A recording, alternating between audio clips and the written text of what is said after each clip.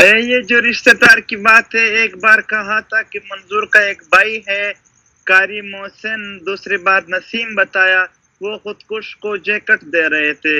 मैंने फिर उसके हवाले से बयान दिया कि अगर कारी मोहसिन हमारे खानदान में, भाई तो छोड़ो, खानदान भी छोड़ो, पूरे इलाके में हमारा जो तहसील है, तहसील सर्वे कहीं में भी किसी को कारी मोहसिन नामी बंदा भी मिला, उसको मरा हुआ मिला या जिंदा मिला, तो भी मैं स्टाम्प पेपर लिखूंगा कि मुझे फांसी पर चढ़ा दिया जाए। इस तरह के प्रोपेगंडे ये लोग पहले भी किए हैं। अभी कह रहे हैं कि रिश्तेदार कंदहार में, वो अभी नाम बताएं, सबूत पेश करे, इस रिश्तेदार पर एफआईआर मैं खुद दर्ज करूंगा और इंतहाई सख्त एफआईआर दर्ज करूंगा, वो बिल्कुल दर्ज भी ना करे। इस तरह के इल्जामात से आम लोगों में ये तासुर देना कि यानी पीटीएम कोई और एजेंडा, ये बिल्कुल गलत है।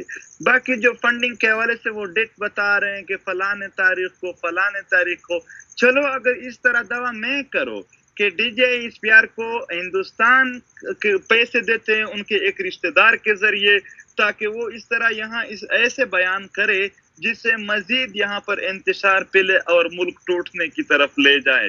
तो फिर क्या होगा अगर मैं कहूँ कि 30 मार्च को उसको कलकत्ता में पैसे मिले हैं, 24 अप्रैल को उसको दिल्ली में पैसे मिले हैं, 18 अगस्त को उसको कोई और शहर यानी अमृतसर में उसको पैसे मिले हैं। इस तरह दावे अगर कोई करे, इसका क्या फिर हो जाएगा?